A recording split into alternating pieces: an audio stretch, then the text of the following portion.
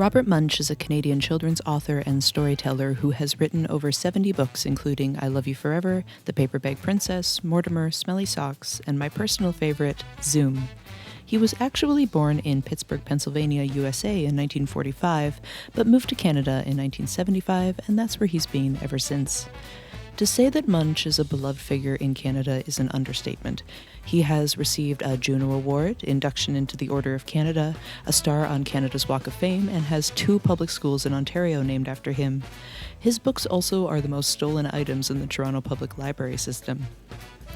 Munch often appears at events aimed at children and also elementary schools, improvising stories live for the children with their participation, often receiving a prompt from the audience, using real kids as characters, and refining the stories through repeated retellings, incorporating the audience's reactions, silly ideas, and family experiences until the stories are polished enough to be written down for publication. If you are a Canadian who was a kid in the 80s, 90s, 2000s, or 2010s, Robert Munch might have stopped by your school to tell a story or two. I find his storytelling incredibly immersive, and it is a joy to watch. His stories of the inspiration behind all of his books are available on his website and are a great little read to get to know the creative process behind his work. In the early 90s, Munch's stories were turned into an animated series called Bunch of Munch. The show animated the art from Munch's work, originally often drawn by Michael Marchenko, into a bite-sized anthology running 2 seasons, 7 episodes, and 13 segments. The show featured an animated version of Munch in each episode getting the story started. The show aired on CTV in Canada and Showtime in the United States. After it wrapped up, a couple of years later, a single Munch special emerged during the holiday season of 1994. It was called A Gift of Munch, and was a little bit different from A Bunch of Munch. While still featuring a selection of stories and animated songs told in A Bunch of Munch, the special featured real-life Munch himself, telling the stories this time in the same way he performed them live in front of an audience of real children. And quite excitingly, the special features a giant animatronic dragon. In the special, running just over 45 minutes, 6 of Munch's stories are told, intertwined with him fighting for his life after he invades the home of the aforementioned dragon. Now, this is kind of a holiday special, but really has nothing to do with the holiday season. It's more of a winter special. And, well, it's super wintry here in Canada right now. As I record this, it's -30 outside. So, yeah, a winter special. The special begins with Munch trekking through a snowstorm, having been caught in the snow after a day of storytelling. He crashes into a giant mailbox, and behind the mailbox there is a big door. He knocks on the door to see if he can have some shelter from the storm. Then he just opens the door and strolls on in. But soon, the true owner of the home appears. At least it's warm in here. What's that noise? That smell? Those feet! Dragon! Yikes! No, this holiday season is really cramping my style. Daycare's closed, school's shut down. Oh, the food shortage is gonna kill me.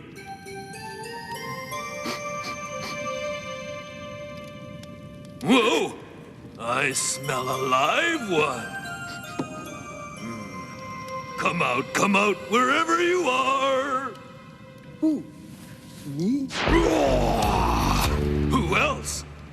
Relax. I'm not going to eat you. Yet. Fortunately for Munch, the dragon is familiar with his work, so he won't eat him, for now. The dragon is a little bit disappointed at the dragon representation in Munch's writings, so Munch opens his backpack to reveal a story that he thinks will make the dragon feel a little more special.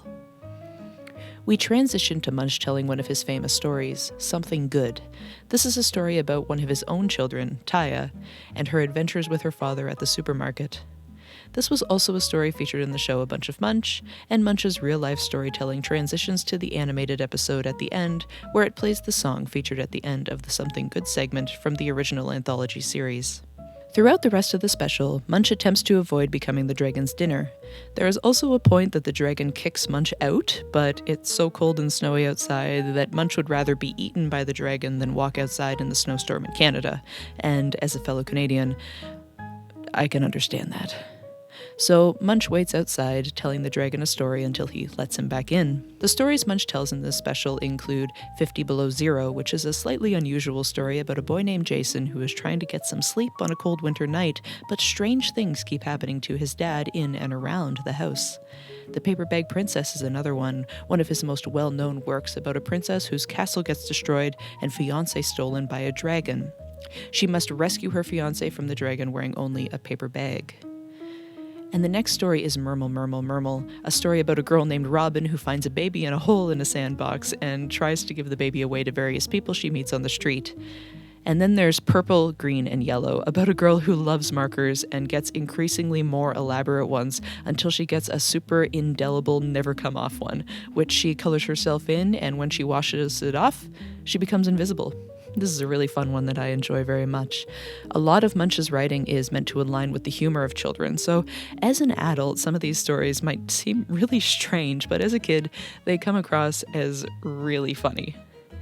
As the special nears its end, Munch has to get going. He has things to do, stories to tell, but the dragon sees he still has one more story in his bag. And this, of course, is arguably Munch's most famous story, I Love You Forever. For those who haven't encountered this book before, let's listen to Munch tell it.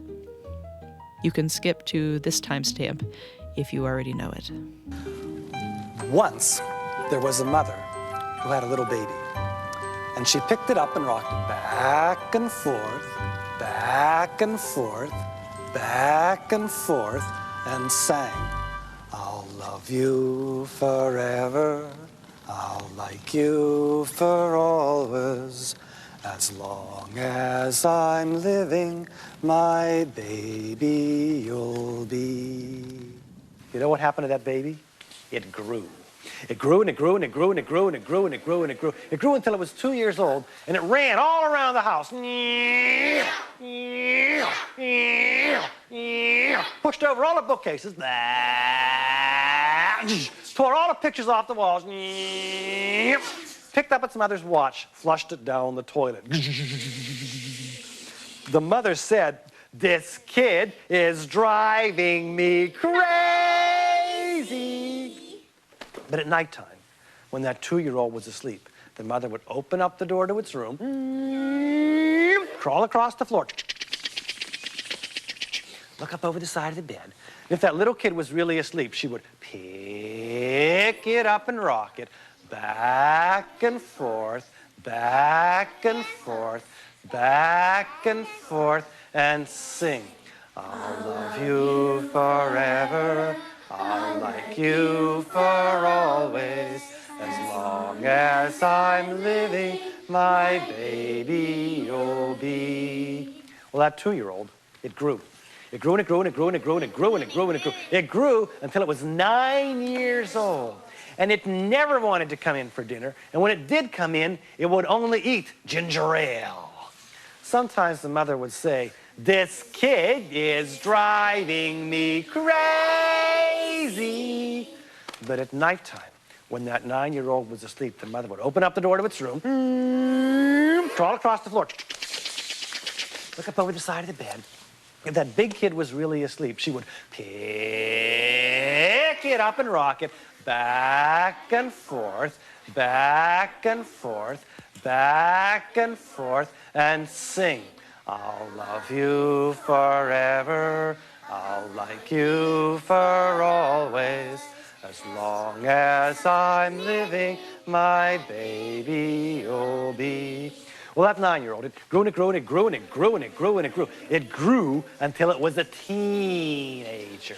And it had strange friends, and it wore strange clothes, and it listened to strange music. Sometimes the mother would say, this kid is driving me crazy. But at nighttime, when the big teenager was asleep, the mother would open up the door to its room, crawl across the floor, look up over the side of the bed. And if that big teenager was really asleep, she would pick him up and rock him back and forth, back and forth, back and forth, and sing. I'll love you forever, I'll like you for always, as long as I'm living, my baby you'll be. Well, that teenager, he grew. He grew and he grew and he grew and he grew and he grew. He grew until he was a grown-up man. He left home and moved all the way to the other side of town. But sometimes, on dark nights, the mother would get into her car and drive across town. When she came to where her son lived, if the lights were all out, she'd climb up to his bedroom window, open it up, crawl across the floor, look up over the side of the bed. And if that great big man was really asleep, she would pick him up and rock him back and forth, back and forth, back and forth, and sing. I'll love you forever, I'll like you for always, as long as I'm living, my baby you'll be. Well, that mother, she got older and older and older and older. And one day she called up her son and says, you better come see me because I'm very old and sick. Well, the son came to see the mother, and the mother tried to sing the song. She said, I'll love you forever, I'll like you for always. But she was too old and sick to sing the song. The son walked over to the mother, and he picked her up and rocked her back and forth, back and forth, back and forth, and sang, I'll love you forever, I'll like you for always, as long as I'm living, my mommy you'll be. And it was very late that night when the son got home, and he stood for a long time at the top of the stairs. Then he went into the bedroom where his very new baby daughter was sleeping. He looked at that little girl and he picked her up and rocked her back and forth, back and forth, back and forth, and sang, I'll love you forever, I'll like you for always, as long as I'm living, my baby you'll be. And that's the end of that story. That is such a powerful story. And like many of us, it brings a tear to the dragon's eye.